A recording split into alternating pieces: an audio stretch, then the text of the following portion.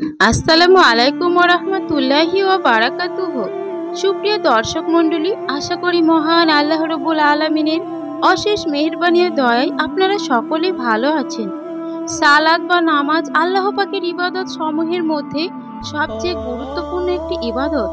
সালাত বা নামাজ এমন একটি ইবাদত যা 7 বছর বয়সে ট্রেনিং শুরু হয়, 10 বছর বয়সে ফরজ হয় এবং মৃত্যুর 1 সেকেন্ড আগ পর্যন্ত ফরজ থাকে। আর এই বিধান নারী পুরুষ সবার জন্য প্রযোজ্য। তবে কিছু সময় আছে যে সময় নারীদের জন্য নামাজ মাফ করা হয়েছে এবং সেই নামাজ পরে আবারও আদায় করতে হবে। যেমন মহিলা যখন অপবিত্র থাকে অথবা সন্তান প্রসবের পর পাক হওয়ার আগ পর্যন্ত। কিন্তু 2 শ্রেণীর নারী আছে যাদের নামাজ আল্লাহ পাক কবুল করেন না এবং তাদের কোনো সৎ আমল ঊর্ধ্বমুখী হয় না। তাই আজকের ভিডিওতে আলোচনা করব কোন সেই নারী। ভিডিওটি শেষ পর্যন্ত দেখুন, হয়তো আপনার বাসায় সেরকম নারী আছে, তাদের সতর্ক করুন। যে 2 নারীর নামাজ কবুল হয় না তাদের মধ্যে 1 নম্বর হলো সেন্ট ব্যবহার করে বাইরে গমনকারী মহিলা। নবী করিম সাল্লাল্লাহু আলাইহি সাল্লাম ইরশাদ করেন, সেই মহিলার নামাজ কবুল হয় না যে তার স্বামী ছাড়া অন্য কারোর জন্য সেন্ট ব্যবহার করে এবং যতক্ষণ না সে নাপাক ব্যক্তির মতো গোসল করে পবিত্র হয় ততক্ষণ তার নামাজ কবুল হবে না। এই হাদিস থেকে বোঝা যায় পরপুরুষের জন্য সুগন্ধি ব্যবহারকারী নারীর নামাজ কবুল হবে না।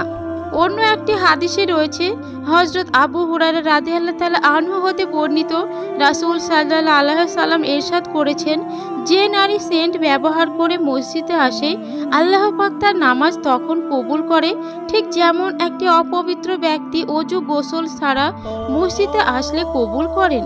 হযরত জাবের রাদিয়াল্লাহু তাআলা আনহু হতে বর্ণিত, তিনি বলেন, রাসূল সাল্লাল্লাহু আলাইহি সাল্লাম বলেছেন, 3 ব্যক্তির নামাজ কবুল হয় না এবং তাদের কোনো আমল ঊর্ধ্বমুখী হয় না।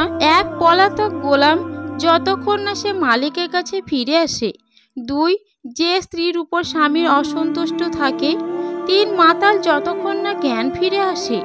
এই হাদিস থেকে বোঝা যায় যে স্ত্রীর উপর শরীয়ত সম্পূর্ণ কারণে স্বামী অসন্তুষ্ট থাকে, এই স্বামীর অসন্তুষ্টি অবস্থায় স্ত্রী নামাজ আদায় করলে সেই নামাজ কবুল হয় না। কিছু কিছু আলেমদের মতে এই নামাজ কবুল না হওয়ার অর্থ হলো পরিপূর্ণরূপে কবুল না হওয়া।